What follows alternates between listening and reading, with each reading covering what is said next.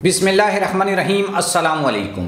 शाहिद हक़ान अब्बासी पाकिस्तान तहरीक-ए-इंसाफ में शामिल इमरान खान को अपना लीडर मान लिया। पाकिस्तान तहरीक-ए-इंसाफ की टिकट पर इलेक्शन लड़ने का ऐलान कर दिया। नवाज शरीफ को क्यों जेल में भेजना चाहते हैं शाहिद हक़ान अब्बासी और उन्होंने अपने मुस्तकबिल का क्या फ़ैसला किया है और क्या वो नून लीग में हैं या वो नून लीग में नहीं हैं, इन तमाम सवालात के जवाबात आज खुद शाहिद हक़ान अब्बासी ने 2 घंटे 4 मिनट के एक पॉडकास्ट में दिए हैं। एक एक चीज़ को उन्होंने क्लियर किया है। इमरान खान को उन्होंने क्यों बड़ा लीडर माना है इस वक्त का, ये बहुत ज़्यादा इम्पोर्टेंट और पाकिस्तान से मुतल्लिक और पाकिस्तान की बेहतरी से मुतल्लिक नई सियासी जमात इमर्जिंग पाकिस्तान, एक एक चीज़ को जो है वो हम इस वीडियो में क्लियर करेंगे। वीडियो की तफसीलात में जाने से पहले तमाम नए आने वाले दोस्तों से गुजारिश है कि वो हमारे YouTube चैनल को सब्सक्राइब कर लें। सबसे पहला सवाल मेरा आपसे है कि क्या इस वक्त जब पाकिस्तान में एक सियासी जमात को इस तरीके से इंतकाम का निशाना बनाया जा रहा है तो शाहिद हक़ान अब्बासी को PTI में शामिल होना चाहिए या नहीं होना चाहिए। जैसे हम कहते हैं कि इलेक्शंस करवाए जाएं ताकि जो एक क्योस है वो ख़त्म हो। क्यों इलेक्शंस में अवाम ये मुंतखब करते हैं कि उनका वज़ीर आज़म कौन होना चाहिए, उनके ऊपर किसको रूल करना चाहिए। तो इसी तरीके से मैं आपसे ये सवाल कर रहा हूँ कि क्या शाहिद हक़ान अब्बासी को PTI में शामिल होना चाहिए, नहीं होना चाहिए। आप क्या इसके बारे में ओपिनियन रखते हैं वो आपने कमेंट बॉक्स में जाकर लिखनी है। और मैं आपको अब ये बताता हूँ कि शाहिद हक़ान अब्बासी ने इस पॉडकास्ट में क्या क्या बात कही है। नंबर 1 के ऊपर जब पॉडकास्ट का आगाज़ होता है तो उनसे ये सवाल किया जाता है कि क्या उनको PMLN का लीडर यानी मुस्लिम लीग नून का लीडर कहकर मुखातब किया जाए, तो उन्होंने कहा कि नहीं, यानी वो PMLN के लीडर नहीं हैं। और यहाँ से ये बात बिल्कुल क्लियर हो जाती है कि वो ख़ुद को PMLN से अलग समझते हैं। उनके पाकिस्तान मुस्लिम लीग नवाज़ के साथ क्या इख्तलाफात हैं और वो क्यों ये चाहते हैं कि नवाज शरीफ को जेल में जाना चाहिए और इमरान खान के साथ जो कुछ हो रहा है इस वक्त ये क्यों जो है वो गलत है। और वो पाकिस्तान में 34 जो सूबे हैं उसकी बात भी करते हैं। इमर्जिंग पाकिस्तान के नाम से नई पॉलिटिकल पार्टी के ऊपर भी अब उनका एक क्लियर जो है वो स्टांस आ चुका है। बेसिकली शाहिद हक़ान अब्बासी एक ऐसे शख्स हैं, यानी अगर आप नवाज शरीफ फैमिली की तारीख़ देखें तो आपको ये बात बिल्कुल क्लियर नज़र आएगी कि ये किसी के ऊपर ट्रस्ट नहीं करते।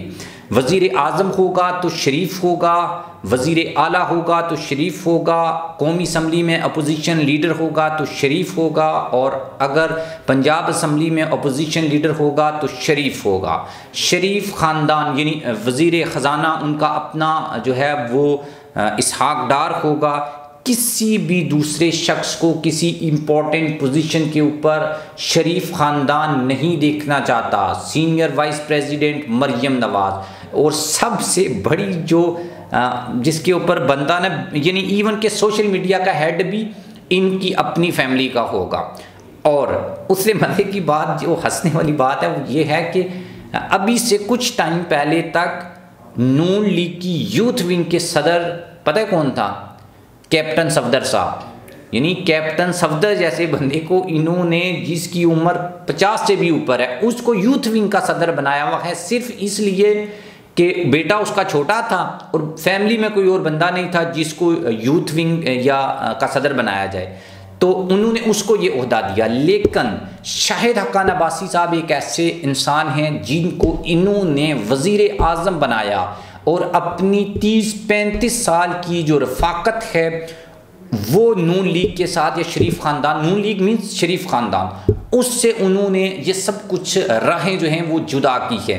एक तो उनका इख्तलाफ है मरियम नवाज़ के ऊपर, लेकिन वो ये कहते हैं कि उनका असल इख्तलाफ नून लीग से उस वक्त स्टार्ट हुआ जब नून लीग ने हुकूमत ली नो कॉन्फिडेंस मोशन के थ्रू, और उसके बाद उन्होंने इस्टेब्लिशमेंट के सामने सरेंडर किया और कोई कारकर्दगी उन्होंने नहीं दिखाई। 0/0 जो हैं उनका पूरा जो ये 16 माह का टेन्योर था उसको परफॉर्म नहीं किया, वो उसका हिस्सा नहीं थे।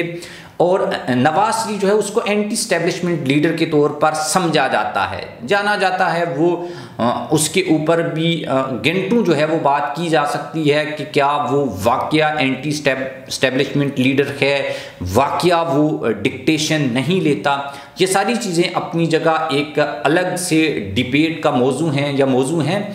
लेकिन अभी शाहिद हक्कान अब्बासी साहब ने जो बात की है वो ये कहते हैं कि इस्टेब्लिशमेंट के सामने जो सरेंडर है उनका ये मौक़िफ़ था, या वो ये चाहते थे कि, या जो वो सही समझते हैं वो ये है कि नवाज शरीफ जब लंदन से पाकिस्तान आए उनको जो लाडला प्लस का एक टैग लगा है, ये ना सिर्फ नून लीग के लिए, ये मैं कह रहा हूँ, ना सिर्फ ये नून लीग के लिए बल्कि ये पाकिस्तान का जो डेमोक्रेटिक सिस्टम है उसके लिए एक बड़ी ख़तरनाक चीज़ है कि एक इतना बड़ा लीडर जिसने 4 दहाइयों तक पाकिस्तान के पॉलिटिकल सिस्टम का हिस्सा रहा हो, वो अब सरेंडर करके आता है, बाकायदा डील करके आता है।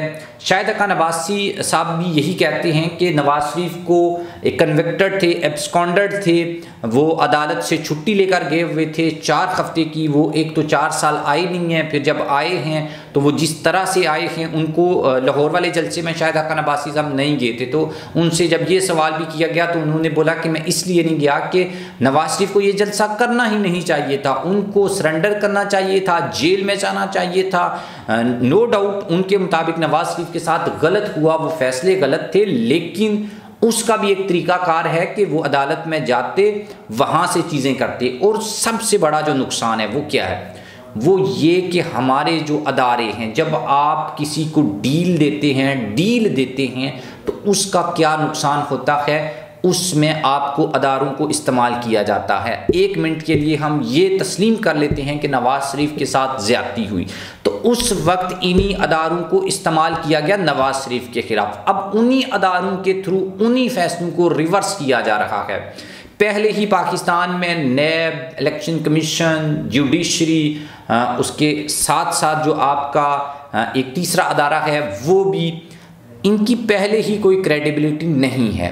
तो जब इस तरीके से यकतरफा फैसले पहले हम दिलवाते हैं फिर उनको वापस करते हैं, यानी सिर्फ अपनी मर्जी के लोगों को इक़्तिदार देने के लिए, उसका नुकसान ये होता है कि हमारे जो अदारे हैं उनकी क्रेडिबिलिटी आपके सामने है। पाकिस्तान की अदालतें दुनिया में 138 नंबर के ऊपर हैं। नैब के हालात आप देखें, इलेक्शन कमीशन के आप देखें, तो ये जो तमाम अदारे हैं ये हमारे अदारे हैं, हमें इनके ऊपर फ़ख्र होना चाहिए था, हमें इनकी क्रेडिबिलिटी के ऊपर कोई आंच नहीं होनी चाहिए थी। हम यानी कि ये ऐसा होना चाहिए था कि जब कोई ये फ़ैसला करें तो हम उसको सही समझें, लेकिन अनफॉर्चुनेटली अब ऐसा नहीं होता। जब कोई फ़ैसला आता है आने से कई महीने कई दिन पहले पता चल जाता है कि भाई ये फ़ैसला आने वाला है। जजेस की बेंचेस वाली वो एक नई थ्योरी जो है वो निकली हुई है। नैब और दूसरे जो अदारों का एक तर्ज़ अमल है वो कोई आइडियल नहीं है। एक तो शाहिद हक्कान अब्बासी इससे भी इख्तलाफ करते हैं।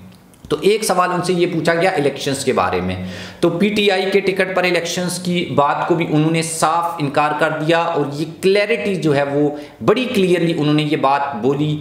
उन्होंने ये बोला कि वो इलेक्शन ना नून लीग के टिकट पे लड़ेंगे, ना वो पीटीआई के टिकट पे लड़ेंगे, और ना वो इलेक्शंस लड़ेंगे।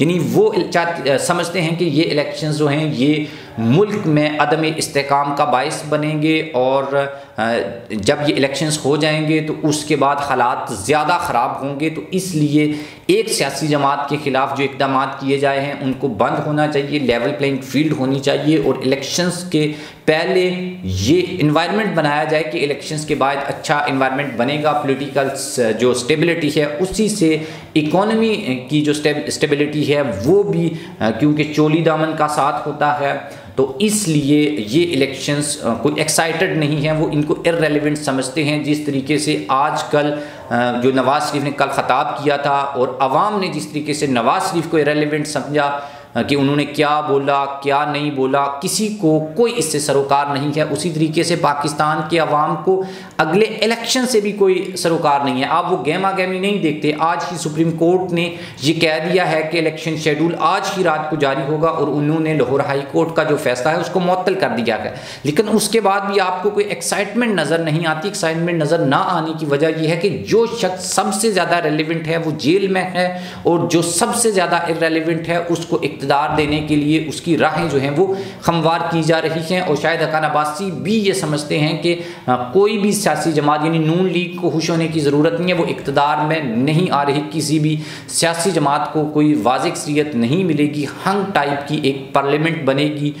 अच्छा, उनसे ये पूछा गया कि आप किसको लीडर समझते हैं, तो उन्होंने बोला कि पाकिस्तान में 4 बड़े लीडर जो हैं वो प्रोड्यूस किए हैं अभी तक। उसमें नंबर 1 के ऊपर जो है वो उन्होंने भुट्टो, बेनज़ीर, नवाज शरीफ और इमरान खान का नाम लिया और इमरान खान को वो एक बड़ा लीडर समझते हैं और पाकिस्तान के जो भी मामलात हैं या सियासी डायलॉग हैं उसका सबसे पहले वो कहते हैं इमरान खान को बुलाया जाए और इमरान खान के साथ बैठकर चीज़ों को जो है वो डील किया जाए। अब 3 चीज़ों की जो है वो क्लैरिटी हो चुकी है, ना वो नून लीग का हिस्सा हैं, ना वो जो हैं वो पाकिस्तान तहरीक इंसाफ का हिस्सा है, ना वो उसको ज्वाइन यानी करने का कोई इरादा है। और तीसरा जो है वो नई जो सियासी जमात के हवाले से काफ़ी टाइम जो है वो बातें होती रही हैं, वो इससे भी इनकार करते हैं। अच्छा, उनसे ये भी सवाल किया गया था, ये पहले 2-3 दिन या 1 हफ़्ता पहले की बात है, नदीम मलिक के प्रोग्राम में जब उनसे पूछा गया कि आप नून लीग का जो टिकट होल्डर होगा आपके हल्के में, क्या आप उसके लिए इलेक्शन कैंपेन चलाएंगे, तो उन्होंने बोला नहीं, नो। दूसरे नंबर के ऊपर उन्होंने बोला अगर नवाज शरीफ वहाँ से इलेक्शन लड़े तो उन्होंने बोला नो, मतलब नवाज शरीफ की कैंपेन भी वो नहीं चलाएंगे। मरियम के साथ उनके अपने जो मामलात हैं वो उसको लीडर नहीं समझते, ये भी उनका एक बड़ा बेसिक मसला था।